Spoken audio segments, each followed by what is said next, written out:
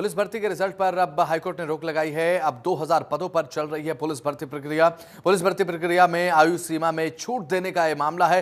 हजारों युवाओं की नौकरी पर यह बड़ा खतरा है।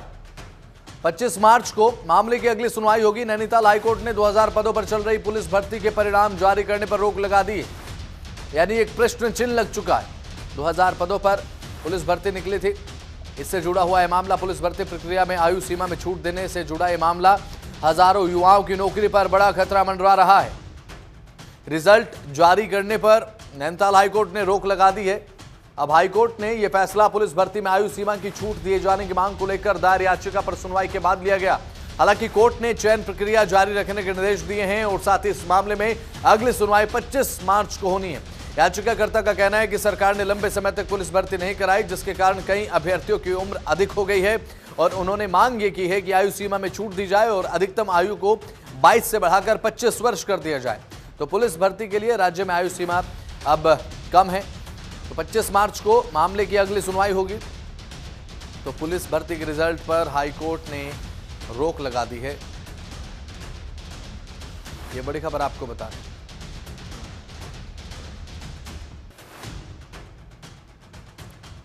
पुलिस भर्ती प्रक्रिया में आयु सीमा में छूट देने से जुड़ा हुआ यह मामला है। हजारों युवाओं की नौकरी पर बड़ा खतरा है। तो 25 मार्च को मामले की अगली सुनवाई होगी। तो 2000 पदों पर पुलिस भर्ती प्रक्रिया से जुड़ा हुआ है मामला। अब नैनीताल हाईकोर्ट ने इस भर्ती को लेकर जो रिजल्ट जारी किया जाना था उस पर रोक लगा दी है, क्योंकि यहां पर आयु सीमा से जुड़ा हुआ ये पूरा विवाद है। अब यहां पर डिमांड ये की जा रही है, मांग ये की जा रही है कि जो 22 साल उम्र है उसे बढ़ाकर 25 साल किया जाना चाहिए, क्योंकि यहां पर बेहद समय से इस तरीके की परीक्षा नहीं हुई है, जिसके चलते युवाओं की जो आयु है वो बढ़ चुकी है। मुन्ना अंसारी हमारे संवाददाता हमारे साथ फोन लाइन पर जुड़ चुके हैं। मुन्ना, अगर बात की जाए तो पुलिस भर्ती के रिजल्ट पर अब हाईकोर्ट की रोक देखने को मिल रही है, फिलहाल क्या कुछ ताजा अपडेट है इसके बाद? जी हाँ, बताना चाहेंगे उत्तराखंड हाई कोर्ट में इसमें दायर याचिका में सुनवाई हुई थी, जिसमें से इसमें सुनवाई के बाद इसके जो परिणाम है उस पर हाई कोर्ट ने रोक लगा दी है। लेकिन इसके अलावा जो हाई कोर्ट ने राज्य सरकार से निर्देश जारी करते हुए भर्ती प्रक्रिया को जारी रखने के निर्देश दिए हैं। इसमें बताना चाहेंगे लगभग 2000 पदों पर भर्ती प्रक्रिया यहाँ पर चल रही है, राज्य सरकार के द्वारा की जा रही है, जिसको लेकर यहाँ पर याचिका दायर की गई है हाईकोर्ट में कि इसके परिणामों पर भी रोक लगाई जाए। तो उस पर हाईकोर्ट ने रोक तो लगा दी है, साथ ही राज्य सरकार से इसमें जवाब तलब किया गया है। साथ ही इसकी सुनवाई के दौरान जो है उत्तराखंड के गृह सचिव हो गए, पुलिस महानिदेशक डीजीपी हो गए, तो इन लोगों को भी वीडियो कॉन्फ्रेंस के जरिए इनको उसमें शामिल किया गया था, सुनवाई में शामिल किया गया था। तो उन्होंने भी अपनी अपनी बातें रखी।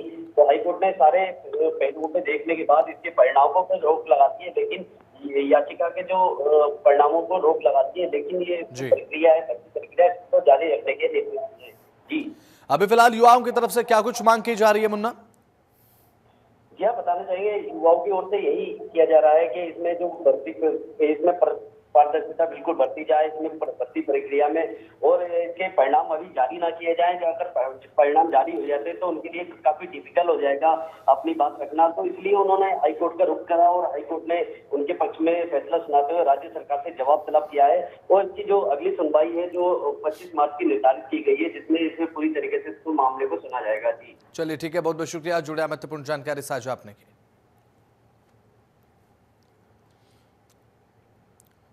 उत्तराखंड में कैबिनेट विस्तार के चर्चाओं के बीच मुख्यमंत्री पुष्कर सिंह धामी और बीजेपी प्रदेश अध्यक्ष महेंद्र भट्ट का दिल्ली दौरा सुर्खियों में है। तो वहीं अब राजनीतिक गलियारों में चर्चाएं ये भी हैं कि होली के बाद अब मुख्यमंत्री पुष्कर सिंह धामी जो हैं अपनी कैबिनेट का विस्तार कर सकते हैं। तो वहीं इस चर्चाओं के बीच में दिल्ली दौरे के बाद अब उत्तराखंड लौटे सीएम धामी मीडिया से मुखातिब हुए। मुख्यमंत्री पुष्कर सिंह धामी से दिल्ली दौरे को लेकर जब सवाल किया गया तो उन्होंने अपने अंदाज में पत्रकारों को जवाब दिया। सीएम धामी ने कहा कि दिल्ली आने का कार्यक्रम उनका पहले से तय था, ये कोई नया कार्यक्रम नहीं था, सब सामान्य कार्यक्रम था, तो मैं तो सामान्य स्थिति में ही गया था। पहले से मेरा तय दौरा था, कोई नया दौरा नहीं है। अब आप लोगों के लिए हो सकता है नया कुछ हो तो आप लोग बता दीजिए, लेकिन मैं तो सामान्य स्थिति में गया था। पहले से मेरा तय दौरा था, कोई नया दौरा नहीं है। अब आप लोगों के लिए हो सकता है नया कुछ हो तो आप लोग बता दीजिए, लेकिन मैं तो सामान्य स्थिति में गया था। पहले से मेरा तय दौरा था, कोई नया दौरा नहीं है। अब आप लोगों के लिए हो सकता है नया कुछ हो तो आप लोग बता दीजिए, लेकिन मैं तो सामान्य स्थिति में गया था। पहले से मेरा तय दौरा था, कोई नया दौरा नहीं है। अब आप लोगों के लिए हो सकता है नया कुछ हो तो आप लोग बता दीजिए, लेकिन मैं तो सामान्य स्थिति में गया था। पहले से सीएम धामी आईटीडीआर सभागार में अंतर्राष्ट्रीय महिला दिवस पर आयोजित कार्यक्रम में पहुंचे थे और इस दौरान उन्होंने विभिन्न क्षेत्रों में उत्कृष्ट कार्य करने वाली महिलाओं को सम्मानित किया। कार्यक्रम के बाद पत्रकारों से मुख्यमंत्री पुष्कर सिंह धामी ने कैबिनेट विस्तार को लेकर चर्चाओं का जो सवाल किया गया था उसका जवाब दिया। अब ऐसे में इसके जवाब में मुख्यमंत्री पुष्कर सिंह धामी ने ये कहा कि उनका पहले से ही ये प्रस्तावित हो रहा था। इसके अलावा उन्होंने महिलाओं को मोदी सरकार और उत्तराखंड सरकार की ओर से प्रदान किए जा रही विभिन्न योजनाओं के बारे में बताया और कहा कि महिलाओं को बैंक के माध्यम से कम ब्याज दर पर और सब्सिडी वाला लोन प्रदान कर आत्मनिर्भर बनाने की कोशिश की जा रही है। हमारी मातृशक्ति का बहुत बड़ा योगदान है। आज हमारी मातृशक्ति हर क्षेत्र में आगे बढ़ रही है, चाहे वो समाज का क्षेत्र हो, राजनीति का क्षेत्र हो, कृषि विज्ञान का क्षेत्र हो, शिक्षा का, स्वास्थ्य का, कोई क्षेत्र ऐसा नहीं है जिसमें हमारी महिलाएं अपना योगदान न दे रही हों। आज जो हमारे प्रधानमंत्री जी ने महिला सशक्तिकरण के लिए, उनकी सुरक्षा के लिए अनेक कार्यक्रम देश के अंदर शुरू किए हैं, उन्हीं के माध्यम में उत्तराखंड राज्य के अंदर भी हमने महिलाओं के लिए 30% का आरक्षण यहाँ पर सभी नौकरियों में सुनिश्चित किया है। 1 लाख लखपति दीदियां हमारी सहायता समूह जो हमारे चल रहे हैं, 5 लाख तक के ऋण हम बिना ब्याज के दे रहे हैं। ऐसे अनेक योजनाएं हम आगे बढ़ा रहे हैं। आगे भी हम नारी शक्ति को आगे बढ़ाने के लिए, अपनी मातृशक्ति को आगे बढ़ाने के लिए हर संभव प्रयास करेंगे और हर सीएम धामी ने मुख्यमंत्री आवास परिसर में लगाए गए विभिन्न प्रजातियों के फूलों का अवलोकन किया। उन्होंने यहां पर ट्यूलिप प्रजाति के पुष्प का अवलोकन किया।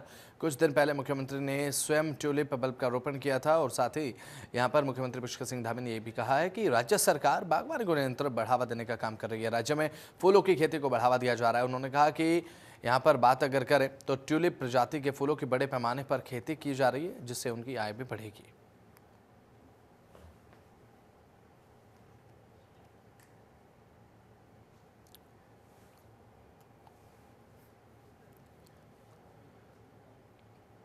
उत्तराखंड के मुख्य सचिव राधा रतूड़ी का कार्यकाल इस माह समाप्त हो रहा है और इसके साथ ही नए मुख्य सचिव के लिए अब सुगबुगाहट भी तेज हो गई है।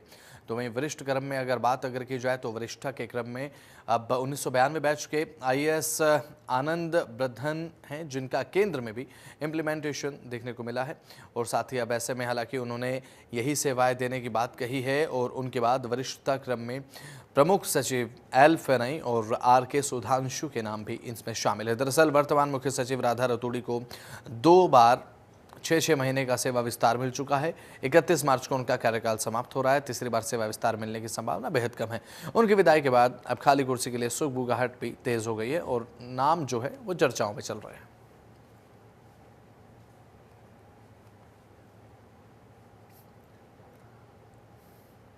मुख्य सचिव राधा रतूड़ी ने वर्तमान में गतिमान PMAY ग्रामीण 2.0 सर्वे में 100% पात्र लाभार्थियों को भारत सरकार की तरफ से निर्धारित समय सीमा 31 के निर्देश दिए गए हैं। भारत सरकार के निर्देशों के क्रम में बात कर ले जाए तो सचिवालय में मुख्य सचिव राधा रतूड़ी की अध्यक्षता में राज्य स्तरीय एम्पावर्ड कमेटी की बैठक आयोजित की गई थी। बैठक में उत्तराखंड राज्य को PMAY ग्रामीण और प्रधानमंत्री जनमन योजना में देश में प्रथम आने पर मुख्य सचिव ने राधिका झा, अनुराधा पाल, अपर सचिव और उनकी टीम को बधाई दी है।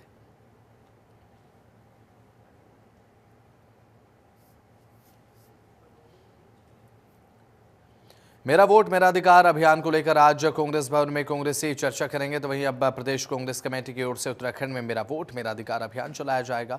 अभियान को लेकर उत्तराखंड युवा कांग्रेस और NSUI की महत्वपूर्ण बैठक होगी। इस बैठक में CWC सदस्य, राष्ट्रीय कांग्रेस अध्यक्ष के सलाहकार और गुरदीप सिंह, उत्तराखंड कांग्रेस अध्यक्ष करण माहरा और नेता प्रतिपक्ष यशपाल आर्य भी बैठक में शामिल होंगे।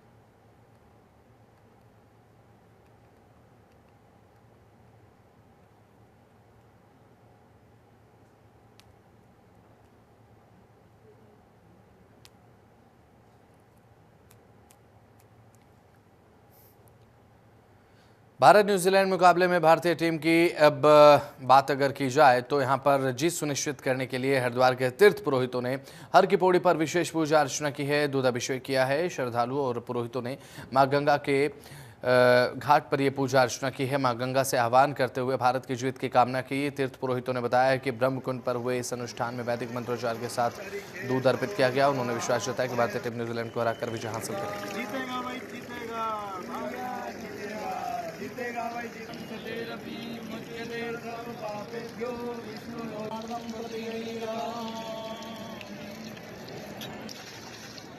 आज भारतीय क्रिकेट टीम की जिस प्रकार से जीत के लिए हम लोग सब लोग यहाँ संकल्पबद्ध है, क्योंकि भगवती गंगा जी के पावन तट पर हमने आज दुग्धाभिषेक किया। सभी तीर्थ पुरोहितों ने इस ब्रह्मकुंड पर दुग्धाभिषेक कर भगवती गंगा जी से आज प्रार्थना की है कि भारतीय टीम इस टूर्नामेंट में विजय हासिल करे, न्यूजीलैंड को परास्त करे और पूरे विश्व के अंदर भारत की एक बार पुनः जय जयकार हो। भारत एक विश्व शक्ति के रूप में प्रदर्शित हो, खेल शक्ति के रूप में, आध्यात्मिक शक्ति के रूप में अपनी पहचान बनाए। आज भारतीय क्रिकेट भारत और न्यूजीलैंड के बीच दुबई इंटरनेशनल स्टेडियम में अब आईसीसी चैंपियंस ट्रॉफी का फाइनल मैच अभी फिलहाल शुरू हो चुका है। सभी क्रिकेट प्रेमी भारतीय टीम की जीत को लेकर पूजा अर्चना कर रहे हैं। इसी क्रम में धर्मनगरी हरिद्वार में साधु संतों ने भगवान भोलेनाथ का रुद्राभिषेक किया और भारतीय टीम की जीत की कामना की है।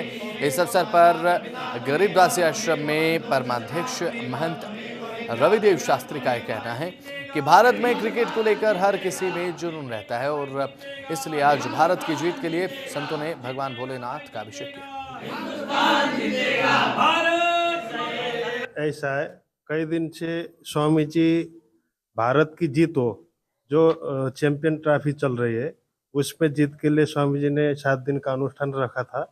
उसमें भगवान भोले का आराधना किया और उसमें हम लोग सब मिल करके, आचार्य लोग मिल करके भगवान शंकर जी से ये कामना किया है कि आज का जो फाइनल न्यूजीलैंड और भारत का फाइनल मैच होने जा रहा है, उसमें भारत की जीत हो। इस जीत से हम पूरे भारतवासियों की एक उत्साह उमंग बढ़ेगी और हम लोगों ने माँ भागीरथी गंगा से भी कल प्रार्थना किया था कि भारत का जीत निश्चित रूप से हो। तो हम लोग ये कामना करते हैं सब खिलाड़ियों को आज एकदम से ऊर्जा भरा हुआ शक्ति मिले।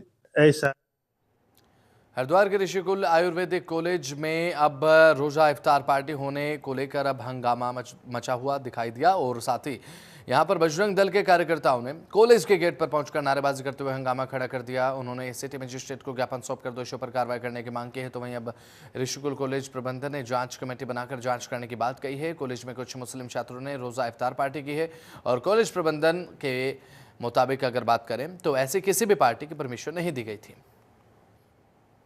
5 मार्च को अब गोविंद घाट से हेमकुंड साहिब और फूलों की घाटी को जोड़ने वाला पुल पहाड़ी से चट्टान गिरने के कारण टूट गया था, जिससे हेमकुंड साहिब, फूलों की घाटी के साथ साथ पुलना और साथ ही भुंडार के ग्रामीणों का संपर्क मुख्य मार्ग से पूरी तरीके से कट गया। ऐसे में सीएम धामे के निर्देश के क्रम में जिलाधिकारी चमोली ने पीडब्ल्यूडी के अधिकारियों को मौके पर जाकर नए वैली ब्रिज के लिए भूमि चयनित करते हुए वैली ब्रिज बनाने के निर्देश दिए थे। जिलाधिकारी ने बताया कि नए वैली ब्रिज का निर्माण कार्य शुरू कर दिया गया है और सर्वे से पता चला है कि पुराने पुल के ऊपरी साइड अभी भी लूज रोक्स हैं, इसलिए अब नए स्थान को चिन्हित किया गया है और जहां पर 45 मीटर का नया वैली ब्रिज बनाया जा रहा है, जिसकी चौड़ाई 4.25 मीटर होगी और वाहन क्षमता 10 टन की रहेगी। जो गोविंद घाट में अभी ब्रिज निर्माण का कार्य होना है, वहाँ एक वैली ब्रिज को लगाने की कार्यवाही पीडब्ल्यूडी द्वारा की जा रही है और जो पुराना ब्रिज था वो बोल्डर्स गिरने से टूटा था। जो पहाड़ी में ड्रोन सर्वे कराया गया तो सामने आया कि 127 मीटर की ऊंचाई से वहाँ बोल्डर्स गिरे थे और कुछ लूज रॉक अभी भी वहाँ पे हैं। तो एक नए स्थान को चिन्हित करके 45 मीटर का एक बेली ब्रिज, जिसकी क्षमता 10 टन की रहेगी और चौड़ाई 4.25 मीटर रहेगी, पीडब्ल्यूडी ने मौके पे कार्य शुरू कर दिया और आशा है कि अगले 15 दिन में वो ब्रिज तैयार हो जाएगा, जिससे कि वाहनों का आवागमन पुलना। हरिद्वार के ज्वालापुर क्षेत्र में शराब के ठेके को हटाने के लिए प्रदर्शन तेज हो गया है और साथ ही भैरव सेवा संगठन के कार्यकर्ताओं ने ठेके के बाहर धरना प्रदर्शन किया और जल्द प्रशासन से इसे जल्द हटाने की अपील की। संगठन के पदाधिकारियों का कहना है कि नेशनल हाईवे पर स्थित ये शराब की दुकान लगातार सड़क हादसों को बढ़ावा दे रही है। स्थानीय लोगों का भी कहना है कि शराब ठेके कारण क्षेत्र में गंदगी और असामाजिक तत्वों की गतिविधियां बढ़ गई हैं, जिससे महिलाओं को परिवारों की परेशानियों का सामना करना पड़ रहा है और असहज वो महसूस कर रहे हैं। अब ऐसे में प्रदर्शनकारियों ने चेतावनी दी है कि यदि जल्द ही ये ठेका नहीं हटाया गया तो आंदोलन और ज़्यादा उग्र कर दिया जाएगा। शराब का जो ठेका है एक परेशानी का सबब बन चुका है। शराब के नशे में धुत लोग यहाँ पर आए दिन हुड़दंग मचाते हैं और महिलाओं के साथ अभद्रतापूर्ण व्यवहार करते हैं।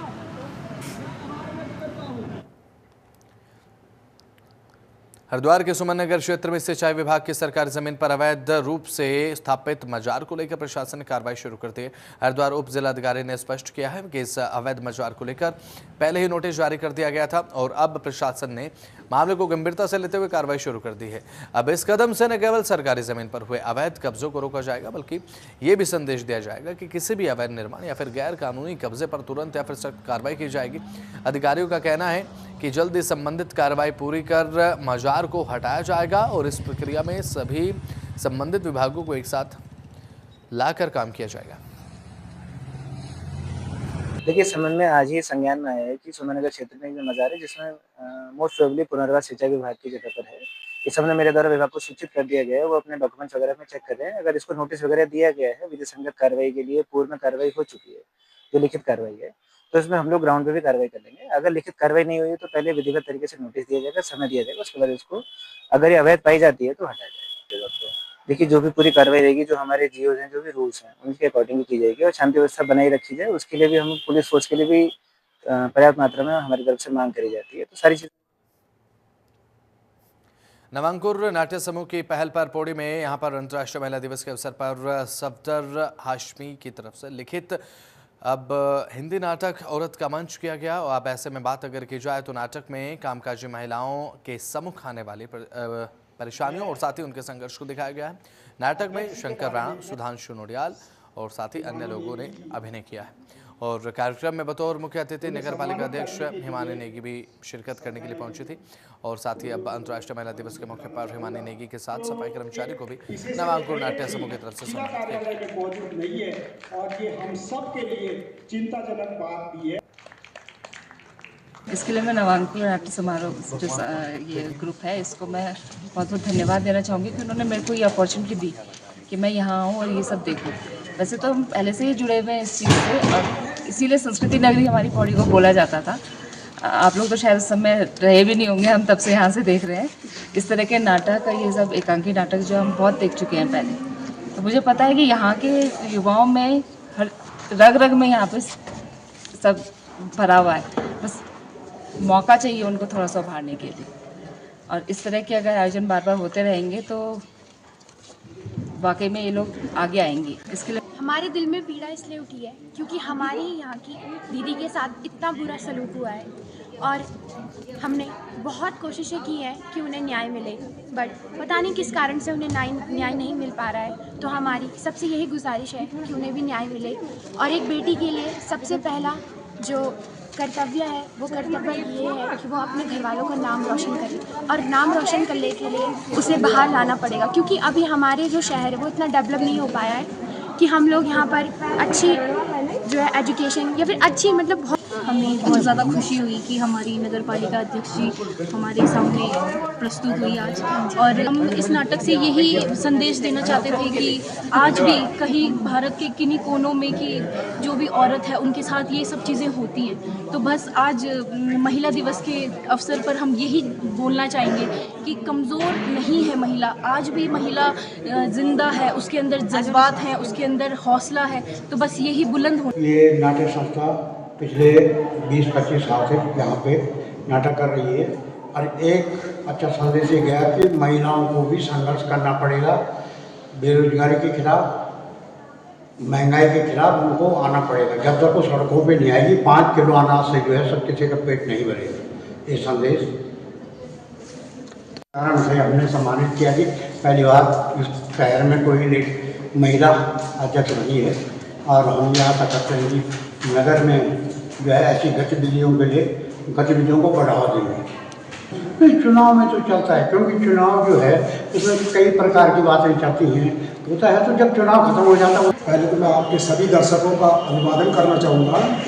और जो सवाल आपने किया है, ये पहली बार है कि नगर पालिका की जो अध्यक्ष पद हुआ वो महिला आरक्षित हुआ, और पहली बार जो महिला चुन करके आई है।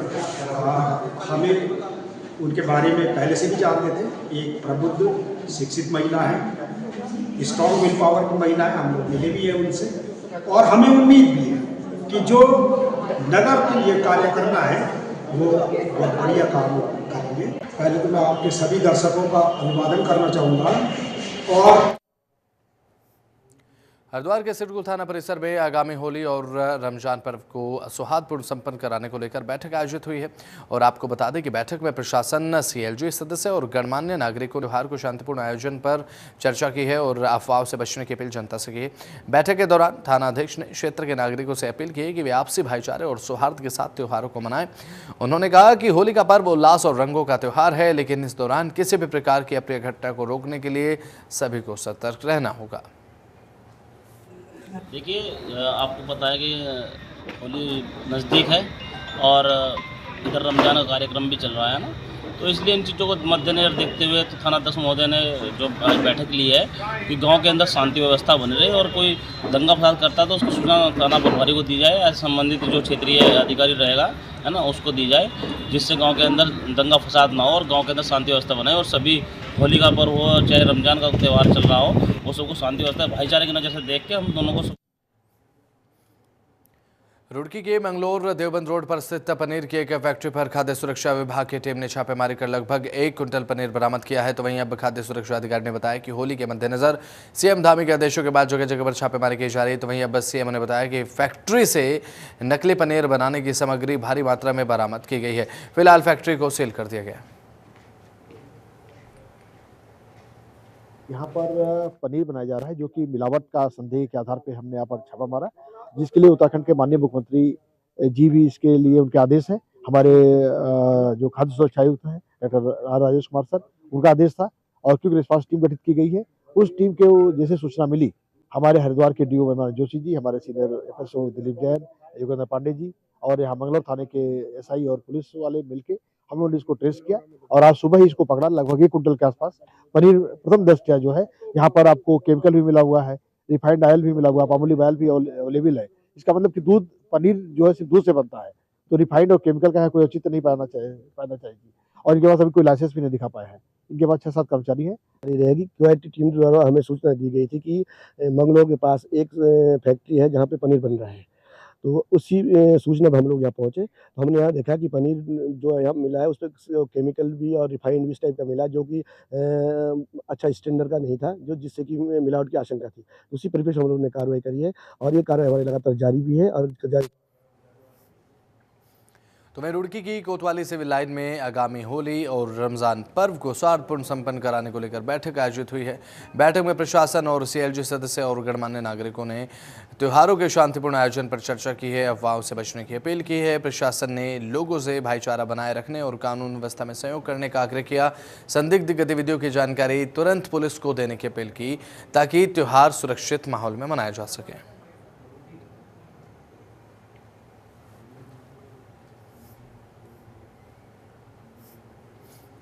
अल्मोड़ा जिले के पर्यटन नगरी रानीखेत विधानसभा के ताड़ीखेत श्रद्धानंद मैदान में बहुउद्देशीय शिविर आयोजित किया गया।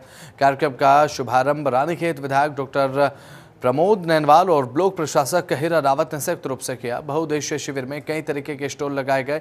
रानीखेत विधायक डॉक्टर प्रमोद नैनवाल और प्रशासक हीरा रावत ने स्टॉल का निरीक्षण किया। बहुउद्देशीय शिविर में कई अधिकारियों के नहीं पहुंचने स्थानीय ग्रामीणों ने नाराजगी जताई है। शिविर में दूर दराज से आए ग्रामीणों ने बिजली, पानी और जंगली जानवरों से जुड़े हुए मुद्दे को उठाया।